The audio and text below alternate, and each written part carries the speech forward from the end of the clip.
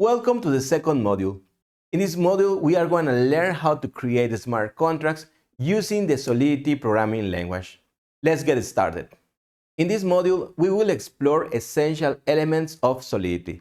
By the end of this module, you'll gain a deep understanding of how smart contracts are structured, how to define variables, and how to work with functions.